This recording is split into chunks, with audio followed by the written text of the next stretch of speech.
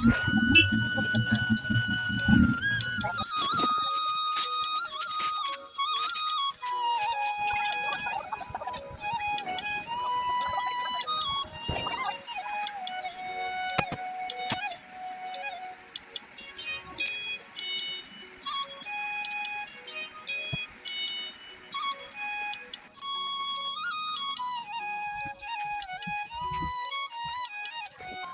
সোনাইকে খাওয়াচ্ছি বটবটি আলু ভাজা আর হচ্ছে বটবটি আলু তরকারি, এই দিয়ে খাই দিচ্ছি।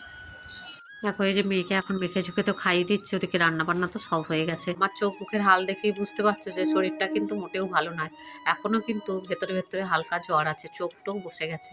এদিকে মেয়ে এখন ড্রেস তো পরে নিয়েছে, এদিকে রান্না বান্না সব কিছু হয়ে গেছে। এই যে দেখো সোনার বাবার খাবার দাবার, সোনার এখানে একটু চাউমিন করে দিয়েছি আর সোনার বাবাকে আজকে রুটি দিয়েছি। সোনার বাবা চাউমিন করে একটা নিয়ে যেতে পছন্দ করে। দেখো সোনাইকে থেকে চুলটা বেঁধে দিচ্ছি, তো 6টা প্রায় 10 হতে যায়। তো 6টা মানে 15 থেকে 20-র মধ্যেই বেরিয়ে যায়। তো আর একটুখানি হাতে সময় আছে, চটজলদি যে দেখো বেঁধে দিচ্ছি চুলটা।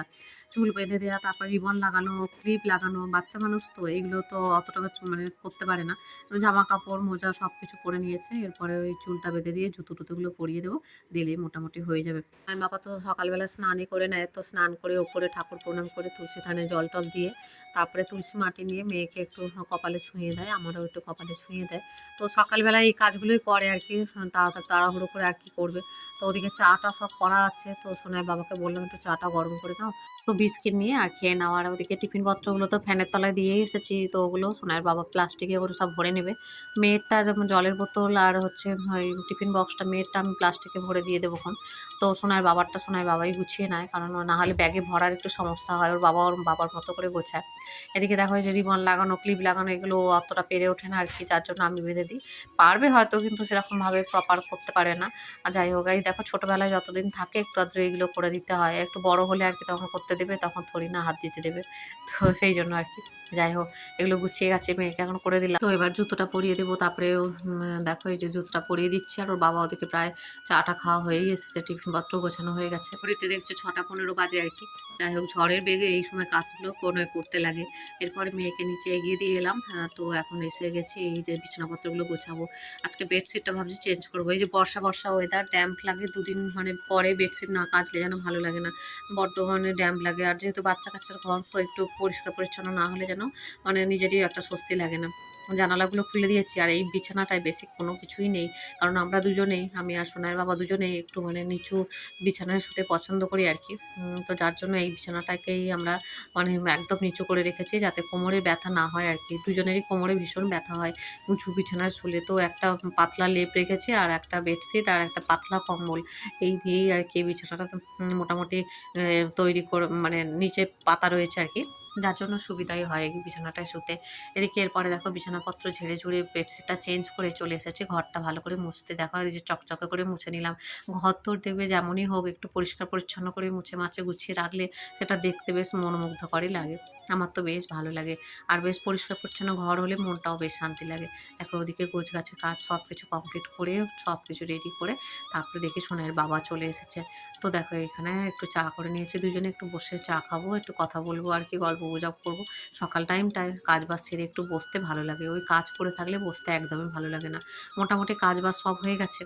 তো সোনার বাবাকে বললাম আজকে নিচে আমি গিয়ে, এই যে আমাদের ঘরের পেছন দিকটা দেখো, এখানে একটু কলা গাছ লাগানো আছে, ঢ্যাঁড়স গাছ আছে, হ্যাঁ, তারপরে এখানে মানে টগর ফুলের গাছটা সব লাগানো আছে, প্রচুর ফুল হয়। পাশে যে টগর ফুলটা আছে প্রচুর ফুল হয়। তো এখানে নতুন করে কিছু বর্ষাতে গাছও দিয়েছি, চন্দন কলকে দিয়েছি, তারপরে এই কাঞ্চন ফুল দিয়েছি। হ্যাঁ, এরকম করে কিছু ফুলের গাছও নতুন করে লাগানো হয়েছে আর কি। আর এখানে দেখছো এই যে এই গাছটায় পুরো ফুলের ঠাসা হয়ে থাকে, এই টগর গাছটা। আর সামনে ওই যে সামনে একটা আছে, সাইড থেকে গেলেই সামনের দিকে যে টগরটা আছে ওটাতেও বেশ ভালো ফুল হয়, এই যে এই টগরটায় মানে এটাতেও বেশ সুন্দর ফুল হয়। যাই হোক, এই যে পেছনটা একটু ঘাস ফাস পরিষ্কার করে, মানে ওই লতা পাতা হয়ে গেছিলো, ওগুলো টেনে ছিঁড়ে পরিষ্কার করে এখন চলে এসেছি উঠানটা সকালে তো লেপেছি, তো এই পাশটা ঠিকঠাক করে পরিষ্কার হয়নি, তো এখন একটু ভালো করে ঝাঁটা দিয়ে জল দিয়ে একটু পরিষ্কার করে নিচ্ছি আর কি। দেখো ঘর দোর যেমনই হোক, মাটির হোক, দরমার হোক, যাই পারে হোক, আর উঠান বাড়ি এগুলো একটু পরিষ্কার গুছিয়ে টুছিয়ে রাখলে না একটা বেশ আলাদা ভালো লাগা কাজ করে। দেখো এই যে দরজাটাও মুছে নিলাম। নিচের ঘরে আসলে মানে নিচের দিকে আসলে উঠানের কাজ বলো, আর এই যে ঘরের দরজা ফরজা মোছা, নিচের ঘরের পরিষ্কার পরিচ্ছন্ন করা, প্রচুর কাজ থাকে। বলি না সংসারের কাজ একা হাতে করতে গেলে তোমার সারাদিন চলে যাবে একবারে পরিষ্কার পরিচ্ছন্ন করতে। উঠানের ঘাস ফাঁসগুলো একটু ছেড়ে দিচ্ছি, বর্ষাকালে তো এত মানে ঘাস লতা পাতা হয়। সব কিছু পরিষ্কার টরিষ্কার করে চলে এলাম ওপরে। এসে এই যে সোনার যে বিছানার যে বেডশিটটা ওটা কেচে দিয়েছিলাম, তো মেলে দিলাম। একেবারে স্নানও করে নিয়েছি, কারণ ওই যে নিচের উঠানগুলো পরিষ্কার করেছি তো। আর বাইরের যে মানে পেছন দিকের ঘরের পেছন দিকের যে চেম্বারের ওপরে ওই পাশগুলো পরিষ্কার করেছি বলে একেবারে স্নান করে নিয়েছি। মেয়ের বালিশ কটাও রোদে দিয়েছি, আর সুন্দর রোদ উঠেছে দেখে বালিশ কটাও রোদে দিয়েছি। পাপোশ মানে যেখানে যা ছিল মনে হয় যেন সবই রোদে ফেলে রাখি। মানে বর্ষার সময় রোদ উঠলে এইরকমই আমার মনে হতে থাকে। তোমাদেরও নিশ্চয়ই এরকম মনে হয় বলো? ওই যে আম্রপল্লব দেখে বুঝতেই পারছো আজকে বারটা কি বার। আজ হচ্ছে বৃহস্পতিবার, মা লক্ষ্মী পূজা, অনেকটা সময় লাগে করতে। তো দেখো ওখানে ঘর টর সব পরিষ্কার করে পেতে নিয়েছি। আর এই যে সমস্ত ভগবানকে সুন্দর করে ফুল দুব্ব তুলসী যেটুকু থাকে আর কি আমাদের বাড়ির গাছে সব কিছু দিয়ে সুন্দর করে সাজিয়ে গুজিয়ে নিয়ে চলে এসেছি মেয়েকে আনতে। তো ট্রেনও পেয়ে গেছি সাথে সাথে। আর এই যে দেখো ট্রেনে উঠে বসেছি। আর এই ট্রেনটা যেহেতু লোকাল আর কি, বারুইপুর লোকাল, পুরোই খালি থাকে বলতে গেলে, খুব কম প্যাসেঞ্জার থাকে। তো ট্রেনে উঠে বসেছি। তো ভালোই এখন বেশ গরম আছে আর রোদটাও আছে। তবে আজকে বৃষ্টিটা তো হয়নি, যেহেতু আজকে বেশ ভালোই হয়েছে। মেয়েকে নিয়ে বাড়ি ফিরলাম এইমাত্র। তো ফিরে এখন দেখো ব্যাগ থেকে সব জিনিসপত্র বার করে নিয়েছি। সোনার ব্যাগটা আজকে ভিজেও গেছে হালকা, জানো। মানে এই যে যখন তখন বৃষ্টি না, বিরক্ত লেগে যায়। এখানে মেয়েকে স্নান করে দিয়েছিলাম, তো ভাত দিয়ে দিয়েছি, আলু সেদ্ধ, ডাল, বটবটি আলুর তরকারি, একটু চিপস আছে, ডিম সেদ্ধ আছে। মেয়েকে এখন দিয়ে দিলাম, বলে দিলাম যে তুই এখন বসে খা।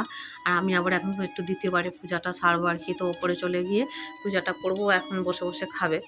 তো মেয়ে খেয়ে নিয়ে উঠে পড়েছে। আর পাশে বোনটা কাঁঠাল দিয়েছিল, তো বেশ খাজা কাঁঠালগুলো, মিষ্টিও আছে ভালো।